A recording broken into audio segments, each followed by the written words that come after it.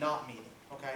So that's why I'm asking you guys to look at this exercise, is because sometimes we want to try to figure out where does it actually model the function correctly, where does it not model the function correctly.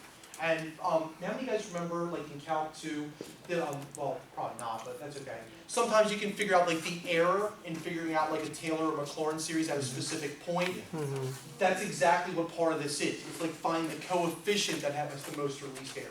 Okay? By the way, polynomial fitting is extremely important in mathematics. Okay? I could make a whole class out of polynomial fitting if I wanted to, but anyway, like I mean, like an entire like 15-week semester out of it, not just like one class. I actually used to teach an engineering course where we did stuff like that, mathematical, like numerical analysis of stuff. Is that the one I took? Yeah, it is. It's the one you suffered with through me. So, but yeah, what we did in that class was we did polynomial interpolation. We used MATLAB to be able to build programs and that sort of stuff. We found like numerical approximations to differential equations and all kinds of stuff that you would use in real life. But then they figured out that course, I guess, would never be useful to anybody because it would probably be the most useful course in most people's career. But regardless, they decided to get rid of it just because it doesn't transfer. So anyway, yeah, makes sense. Anyway, all right. So we want to just figure this out, right? That's where we're at. So sorry about that. Didn't mean to go off on a tangent, which is an odd function. It's 3-1. Is it 3-1? Okay, sorry about that. I don't know how I got 5 out of We it. can do 5-1. Yeah, we could do it, but I don't want to confuse It anybody. ain't what we asking for. Yeah, that's just asking for 7 emails. All right, so guys, all we're trying to do is we're trying to figure out what the coefficient is of this expanded binomial, okay? By the way, we can check this answer in Wolfram. Okay, we're going to do so. Let's go ahead and identify, first of all, what A is, what B is, what N is, and then what K is. Because if we get those 4 things, then we can just immediately go right to the answer. Okay? A, B, and N should be obvious. Guys, what are A, B, and N respectively in this problem? 2x, 3y, 7. Is that okay with everybody, guys? You can't get those wrong. Well, you could, but you'd be pretty embarrassed if you did. Okay? A, what's that? Oh, I'm just jumping in. No, that's okay. Go ahead. K is 5. Yeah, K is 5. Okay, there's a multitude of ways to get K. Guys, isn't K the exponent of fixed to the second factor in the expanded binomial? So one way that you could get K is you could just look at the expanded binomial and you could say, oh, okay, well, it's a y to the 5th, so that would be K. Isn't it true, guys, that 7 minus 5 is equal to 2?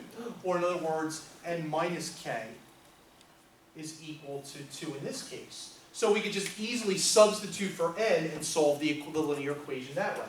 It's probably just easier to look at the last one and see that it's 5. Or the greater one? Should you look at the greater one? Not the greater one. No. It's the second factor's coefficient. Oh, second factor. Okay? All right. Does that make sense to everybody, guys? Now what we're going to do is we're just going to plug it into the formula. Okay? So remember the formula that we have. We have n combination k, a to the n minus k, b to the k. We already know what n, k, a, and b are going to be, so let's just plug in. Okay, so we get 7 combination 5, 2x to the quantity 7 minus 5, and then b, which we said was 3y to the second power. Okay, so all we did there, guys, we just used one term of the binomial series, because we are looking for the coefficient of that term in the binomial series. Okay? Does that make sense, guys, how we define A, B, and K? 3y to the 5th. Second, because it's...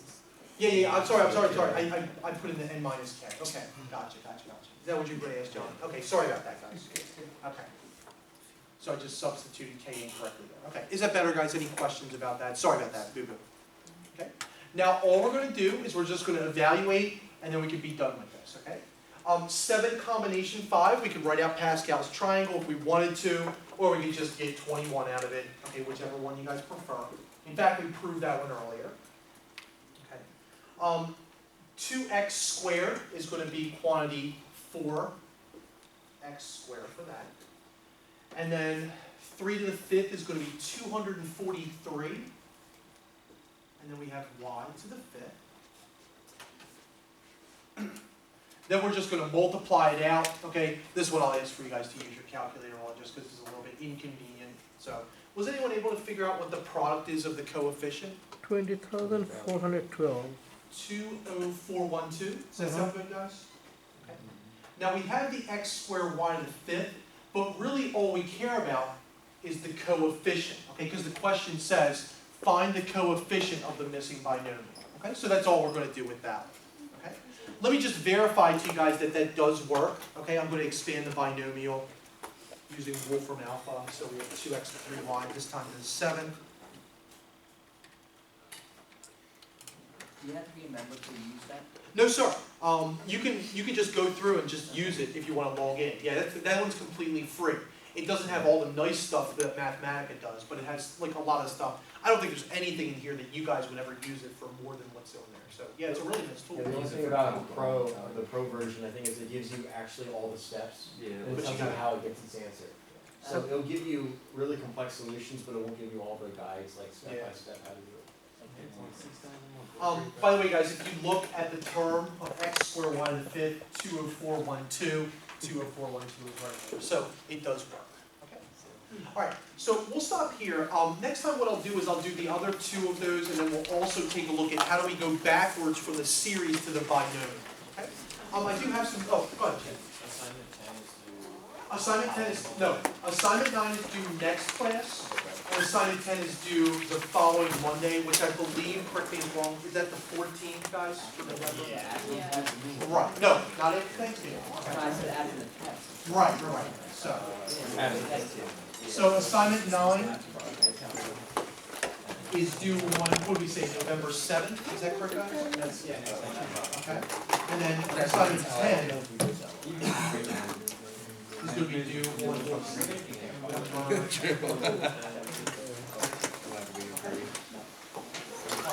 okay guys, so let me go ahead and give you guys back your assignments from last time, okay?